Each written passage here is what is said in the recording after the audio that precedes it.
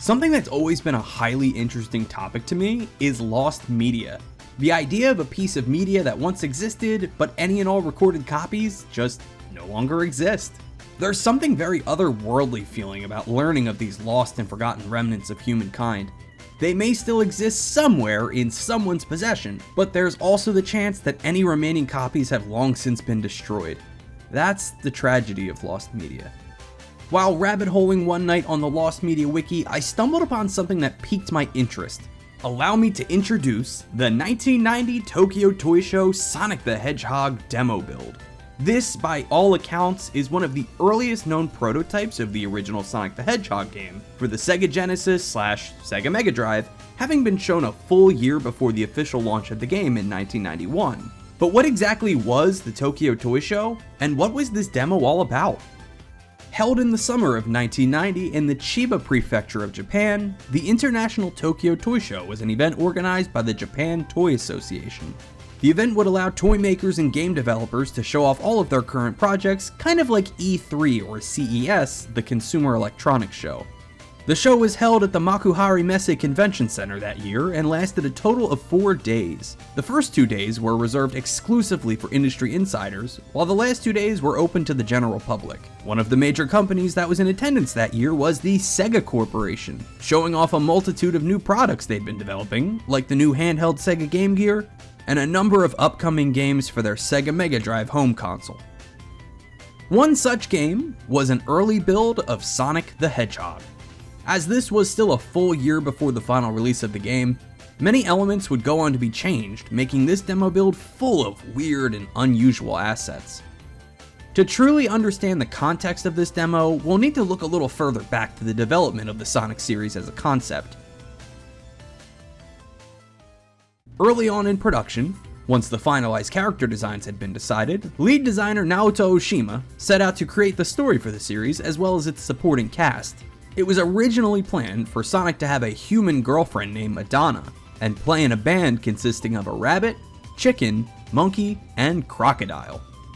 Based on pre-production art from the time, the overall Sonic universe was very different than the final version we received, seeming much more psychedelic or dreamlike.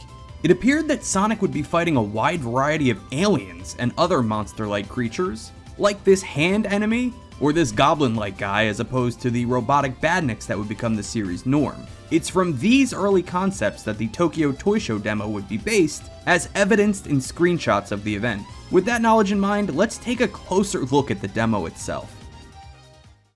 Starting off, the title screen of the demo lacked the background of the final game and had many small differences in the artwork of Sonic in the game's logo. You can see a difference in shading on his quills, as well as the position of his eyes.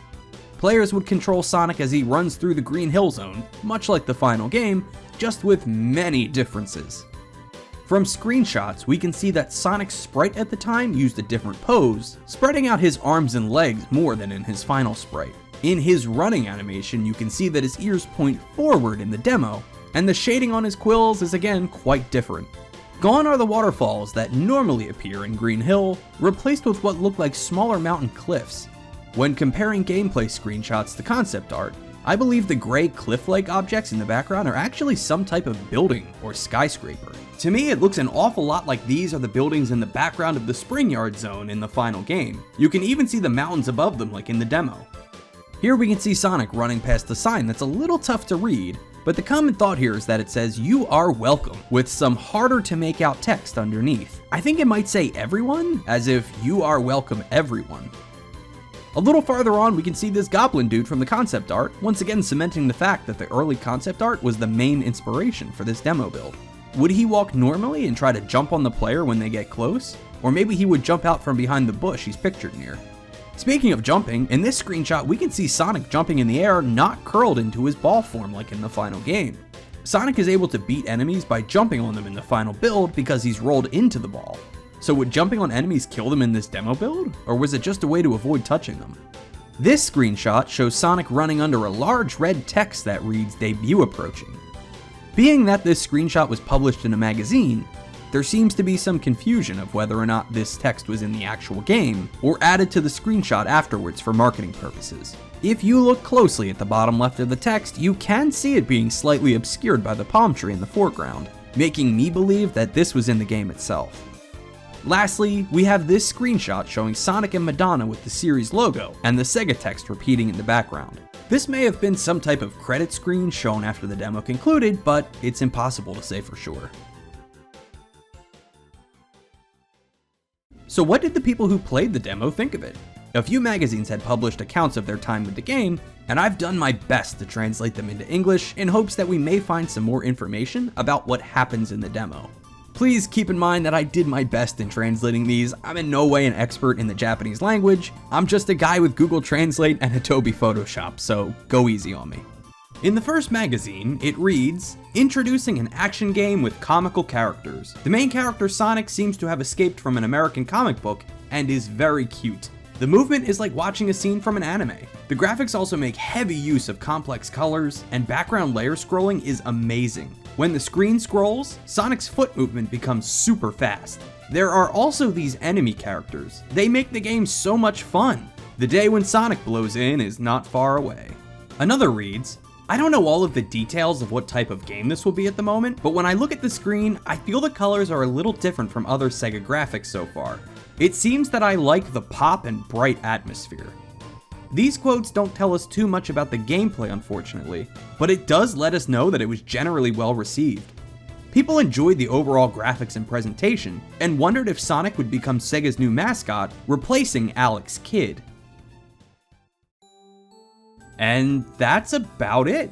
That's really all we have in terms of screenshots and information of this early build of the game.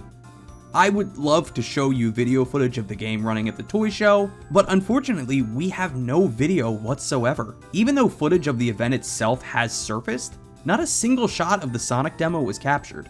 Well, if I can't show you video from the event, can I show you footage of the demo running on real hardware or emulation? Well, no. This demo is currently lost. No one at Sega or Sonic Team seemed to have a copy of this build that was shown at the event. When asked about the demo, series co-creator Yuji Naka stated, "I'm looking for this ROM. It's gone, nowhere to be found." He later goes on to say, "And another thing I'd like to add is that we worked really hard to find this software. It must exist somewhere. We created the build for it. When we created the Sonic Mega Collection, we thought it would be a great addition to have. That original prototype that we used, the first one shown to the world. But it just is nowhere to be found. And it's such a great shame that we can't find it."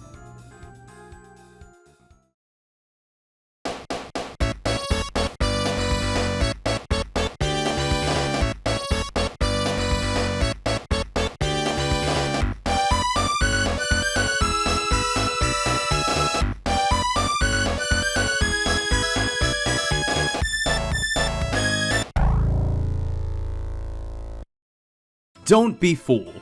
What you're seeing here is an amazingly faithful recreation of the Tokyo Toy Show demo, created by YouTube user MCTravisYT. Based on images found of the build, and information from people who were in attendance of the show, MCTravisYT created what is most likely the closest thing we'll ever get to the original demo. He faithfully recreated all of the sprite work, from demo-specific shading, to even the debuting soon text that appeared at the end of the demo.